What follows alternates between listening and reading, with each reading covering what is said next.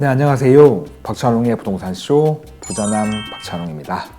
전세월세 계약 후 임대기간이 끝날 때쯤 임차인이 더 살겠다고 갱신을 요구하면 임대사업자를 포함한 집주인이 불이익을 당하지 않기 위한 똑똑한 대처법은 무엇인지 알아보겠습니다.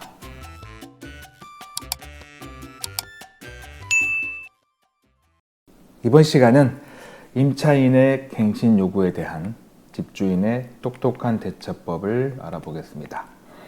전세월세 계약을 체결하고 잘 살고 있다가 임대차 기간이 끝나기 6개월 전부터 2개월 전 사이에 임차인은 계약 갱신 청구를 할 수 있죠. 또는 재계약도 요구할 수가 있고 계약 해지를 통보할 수도 있습니다. 자, 이렇게 재계약이나 계약 갱신 청구 요구했을 때 집주인이 어떻게 대처하는 게 똑똑한 대처법인가? 일단 임차인이 갱신 요구를 하면 첫 번째 할 것은 이 더 살겠다는 이 갱신 요구가 재계약을 요구하는 건지 아니면 계약 갱신 청구를 하는 건지 이걸 가장 먼저 구분해야 됩니다. 그리고 이게 됐다면 그 갱신 유형에 따라서 재계약인지 아니면 계약 갱신 청구인지 여기에 따라서 계약서를 작성하는 거죠. 이제 특약사항이 달라지는 겁니다. 그리고 이제 제일 중요한 건데요. 임차인이 어떤 말도 없을 때 이때 집주인은 기본적으로 묵시적 갱신이 돼버리면 집주인은 굉장히 불리해집니다. 그래서 이 묵시적 갱신이 되지 않기 위해서 이걸 방지하기 위해서 확실하게 임차인에게 의사표시를 어떻게 전달할 건지 이걸 알아보겠습니다. 자, 이렇게 전세월세 계약을 체결하고 나서 잘 살고 있던 임차인이 계약 갱신 청구 가능 기간 앞서 말씀드렸죠. 임대차 기간이 끝나기 6개월 전부터 2달 전 사이 이때 집주인에게 저 더 살 겁니다 라고 이렇게 말하면 사실 임차인이 이때 저는 재계약을 요구합니다. 저는 계약 갱신 청구하겠습니다. 이렇게 말해주면 쉽죠. 근데 보통은 이렇게 말해요. 그냥 저 더 살게요. 이렇게 말하거든요. 반드시 아까 말씀드린 대로 더 살겠다는 말이 어떤 의미인 거냐. 더 살겠다는 말은 일종의 갱신 요구거든요. 근데 이게 재계약인지 아니면 계약 갱신 청구인지 이걸 반드시 물어봐야 되고요. 그 다음에 이제 거기에 따른 임대료도 어떻게 회피할 건지 계약서는 어떻게 쓸 건지 정하는 겁니다. 자, 그러면 가장 첫 번째인 계약 갱신 청구인지 재계약인지 이걸 왜 물어봐야 되는 것이냐의 문제인데요. 자, 계속 강조하잖아요. 그 이유가 뭐냐면 계약 갱신 청구하고 재계약은 전혀 다른 의미입니다. 먼저 계약 갱신 청구는 여러분 잘 아시죠? 자, 일단 임차인과 집주인이 2년 계약 체결합니다. 그리고 이제 그 기간이 끝날 때 임차인이 같은 조건으로 2년 더 살겠다고 주장할 수 있는 그 권리인 거잖아요. 쉽게 말하면 임대차 계약이 끝난 게 아닙니다. 임대 기간이 2년 더 연장되는 거니까. 물론 이 임대차 계약 종료가 되지 않았다는 거는 이제 여러분이 이해하기 쉽게 하려고 말씀드리는 거고 뭐 법적으로 끝났다는 건 아닙니다. 이제 여러분이 이해하기 쉽게 계약 갱신 청구는 임대차 계약이 끝난 게 아니고 더 연장되는 거구나 이렇게 보시면 되고 이렇게 계약 갱신 청구가 인정이 된다면 일단 임차인은 이거 한 번 쓸 수 있죠. 이 본인 권리는. 그래서 한 번 쓸 수 있는 계약 갱신 청구권은 사용한 겁니다.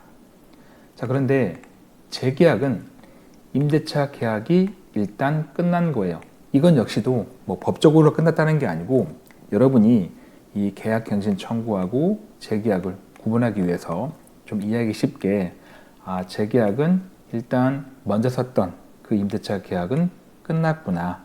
그리고 새롭게 다시 임대차 계약이 시작되는구나. 이렇게 이해하시면 돼요. 그렇다 보니까 임대 기간은 2년 또는 더 많이 쓸 수 있고 더 짧게 쓸 수 있습니다. 이 임대 기간은 집주인과 임차인이 협의하는 거니까. 그리고 제일 중요한 것 재계약이니까 임차인의 권리인 계약 갱신 청구권을 사용하지 않은 거예요. 즉 재계약이 되면 이 임차인은 이 또 재계약 기간이 끝날 때쯤에 그때 계약갱신 청구를 행사할 수 있는 거죠. 그래서 임차인이 단순하게 임대 기간이 끝날 때 더 산다고 하면 그 더 산다는 말이 계약갱신 청구인지 재계약인지 반드시 물어보셔야 되는 겁니다. 흔히 집주인분들이 그냥 임차인이 더 살겠다고 하면 그 말은 그냥 요거 쓰는 거구나. 임차인이 계약갱신 청구한 거야 라고 생각하시는데 그게 아닙니다. 반드시 물어보셔야 돼요. 이거 안 물어보시면 집주인분은 2년 전에 우리 임차인은 그 권리 썼어 라고 할 거고, 임차인은 난 이거 안 썼고 난 이거 했으니까 이거 한번 남았지 내가 한번 써야지, 이게 되는 거예요.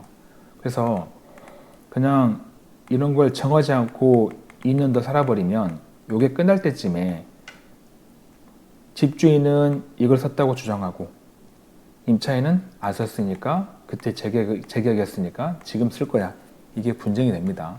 그래서 꼭 물어보셔야 됩니다. 그리고 물어보셔가지고 이제 갱신 유형이 정해졌습니다. 자, 그러면 임대료도 또 협의해야겠죠. 만약 계약 갱신 청구라면 이거는 법에 나온 대로 전 임대차 계약 대비 임대료 인상률은 5% 이내까지만 올릴 수 있습니다. 5%를 초과해서 올리면 안 되는 거죠. 하지만 재계약은 계약 갱신 청구가 아니기 때문에 임차인과 협의로 결정할 수 있습니다. 즉 임대료 인상률이 5%를 초과해도 된다는 거죠. 그럼 만약에 임차인과 협의가 안 되면 집주인은 임차인에게 계약 해지를 통보할 수 있습니다. 나 그 돈 안 줄 거면, 나 그걸 올려주지 않으면 난 다른 임차인 구할 거야, 이사 나가줘, 할 수 있어요.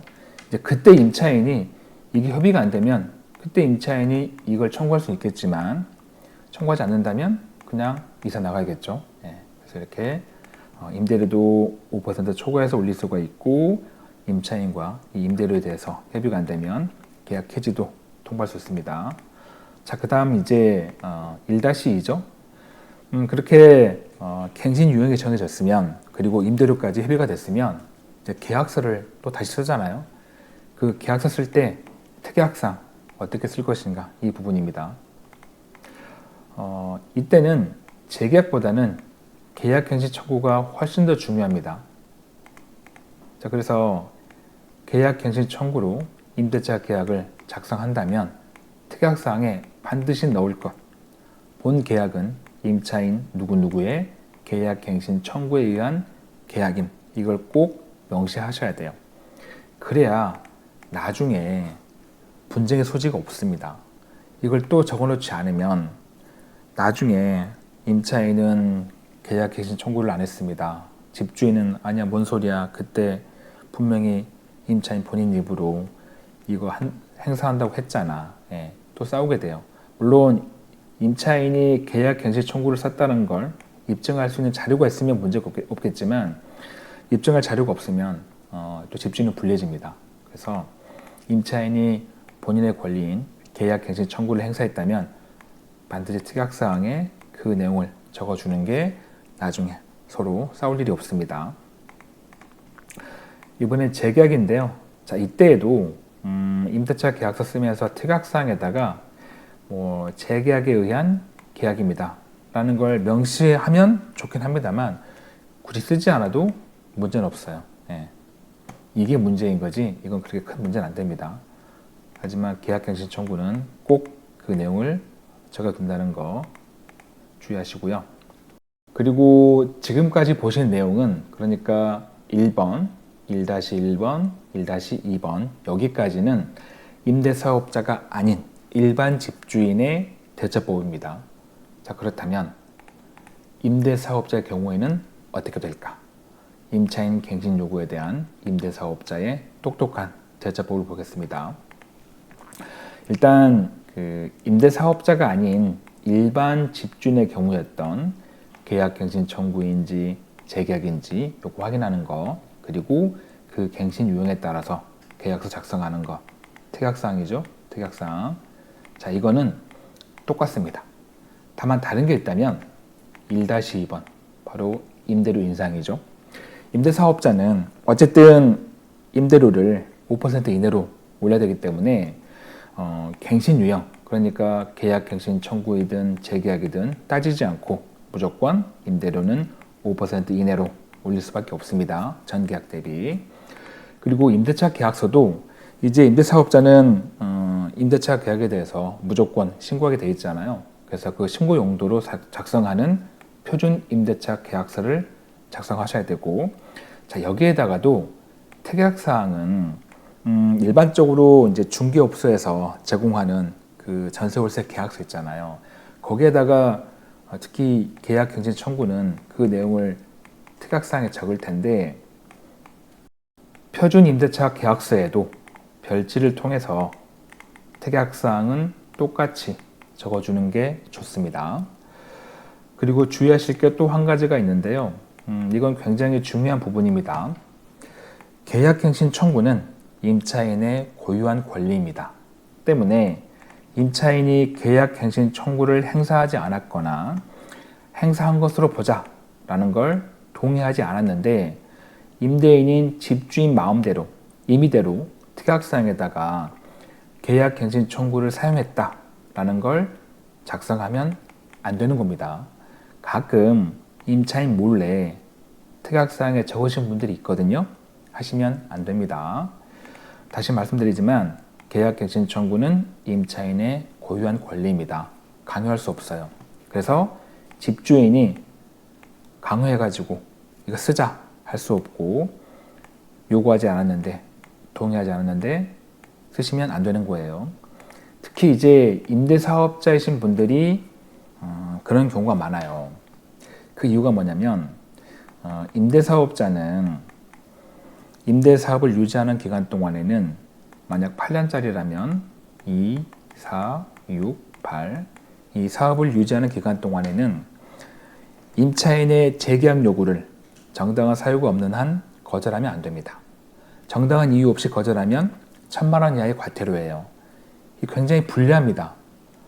그래서 임차인 같은 경우에 조금 법을 알고 똑똑한 임차인은 우리 집주인이 임대사업자네? 그런데 8년짜리네? 그러면 이 임대기간이 끝날 때쯤에 이때 재계약 요구하고, 요때 재계약 요구하고, 요때 재계약 요구하고, 그리고 딱 끝났어요.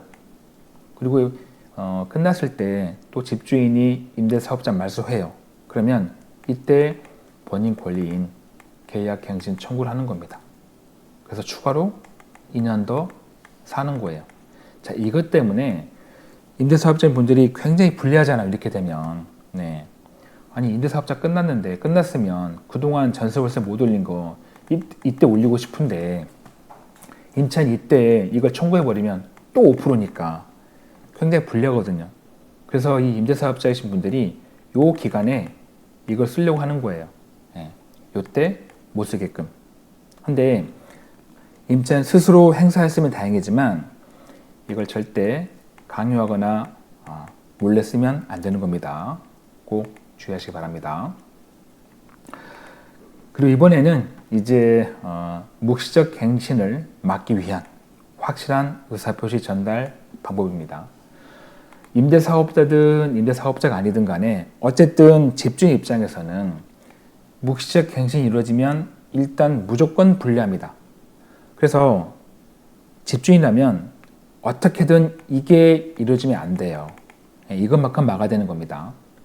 자, 그래서 전세월세 계약 후에 살고 있던 임차인이 본인이 주장할 수 있는 이 계약갱신 청구할 수 있는 기간에 아무 말이 없어요. 그럼 집주인이 가만히 있으면 안 됩니다.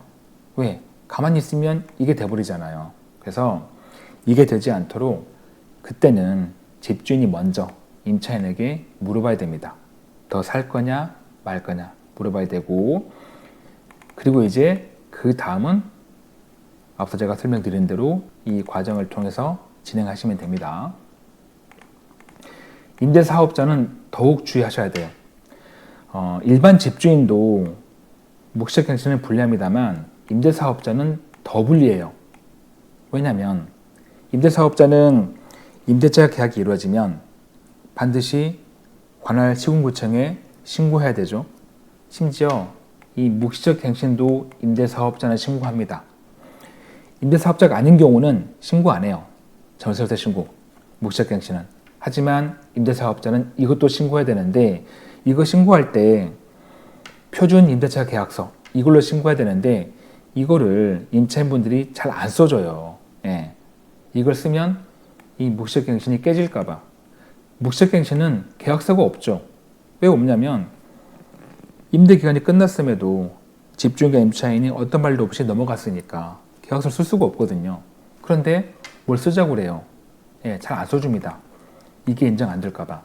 그래서 임대사업자는 더더욱 묵시적 갱신이 되지 않게 주의하셔야 됩니다. 이게 이제 계약갱신 청구와 묵시적 갱신에서 집주인이 불리한 부분, 예, 임차인에게 계약 해지권을 주잖아요. 언제든지 이사 나갈 수 있게. 그래서 이게 안 되게 하시는 겁니다. 이제 문제는 뭐냐면 임차인과 소통이 잘 되면 문제가 없어요. 어떻게든 협의가 됩니다. 자, 문제는 뭐냐면 임차인과 연락이 안 돼요. 예. 주인이 물어보고 싶은데 연락이 돼야 뭘 물어보죠. 연락도 안 되고 전화도 안 받고. 예. 자, 이럴 때 그러면 그냥 넘어갈 거냐? 그러면 안 되죠. 자, 그때는 일단 집주인 입장에서는 임차인이 어떻게 할 건지를 들어보고 결정하고 싶은데 어떤 말도 없다면 그런 임차인은 보통은 다 이제 이사 보내려고 해요. 그래서 보통은 이제 계약 해지를 통보합니다. 그냥 또 어떤 말도 없었으니까 그러면 계약 기간 끝나면 이사 나가죠. 이걸 통보하는 거예요. 이제 그 통보를 듣고 임차인이 그때 가서 뭐 재계약 요구할지 계약 해지 청구할지 그건 임차인 선택인 거고, 일단 집주인은 이사 나가러 하는 거죠. 자, 이게 어떻게 전달될까? 임차인한테. 우리나라는 의사표시가 도달주의예요. 도달주의. 상대방한테 도달이 다 됩니다. 도달 안 되면 인정 안 되거든요. 자, 첫 번째, 녹취죠, 녹취. 만약에 전화 통화 됐어요. 됐으면 전화로 통화됐는데 이사 나가죠. 예. 물론 이건 통화됐을 때 문제죠. 예. 그래서 그걸 녹음했어요. 그러면 그 녹음한 내용을 이제 공인된 속기사가 써가지고 녹취록 제출하면 이제 인정이 됩니다. 물론 그림은 여기 이제 그 임차인 입장에서 집주인에게 계약 해지를 통보하는 방법인데 그냥 요거를 임차인으로 바꿔서 해석하면 됩니다. 자, 두 번째, 녹취가 아니라 이제 문자나 카톡으로 보냈다. 예를 들어서 물론 이때도 소통이 될 때 문제죠. 네. 그래서 이제 문자나 카톡으로 보냈습니다. 문자를. 이사 나가죠. 근데 네, 알겠습니다. 어떤 답이 오면 요건 인정이 돼요. 그런데 답이 없어요. 답이 없으면 자, 여기서는 임대차 계약 종료 확인서 쓴다고 돼 있는데 이거 연락도 잘 안 되고 답이 없는데 이거 안 도와주죠. 협조 안 됩니다. 대부분은. 그럼 결국에 할 수 있는 건 뭐냐면 공시송달. 이건 꼭 알아두세요. 공시송달. 네, 공시송달. 만약에 어느 일방이 상대방이 연락이 안 돼가지고 어떤 의사표시가 도달이 안 되면 인정이 안 돼. 어떤 것도. 그렇다고 그러면 너무나 불리하겠죠. 상대방은 무조건 연락 안 받으면 장땡이니까. 그때를 대비해서 이렇게 완전 연락이 안 됐을 때 법원에다가 이제 공시송달이라고 나의 의사표시를 게시판에 게시하면 여기 2주가 지나고 나면 인정이 됩니다. 예, 이걸 쓰는 거예요. 마지막 방법. 예, 공시송달. 그리고 이제 통화 녹음하거나 문자 보내거나 카톡 보내거나 그 다음 하는 게 뭐냐면 내용증명. 이것도 보내잖아요. 이사 나가죠. 이것도 도달이 되면 인정돼요. 그런데 이게 반송돼요. 도달 안 돼요. 자, 이때에도 공시 송달 이 제도 이용하시는 겁니다. 이제 공시 송달은 이제 민사소송법에 있는데 그냥 참고만 하시고요. 요거는 자세한 거는 이제 법원에 물어보시면 좀 자세히 알려줍니다. 자, 이렇게 임차인의 갱신 요구에 대한 집주인의 똑똑한 대처법 알아봤는데요. 오늘 영상 다시 한번 보시면서 여러분 재테크에 실수가 없으시길 바랍니다. 마무리할 시간입니다. 저에게 큰 힘이 되는 구독하기와 좋아요, 알림 설정 꼭 눌러주시고요. 저는 다음 영상에도 최선을 다하겠습니다. 고맙습니다.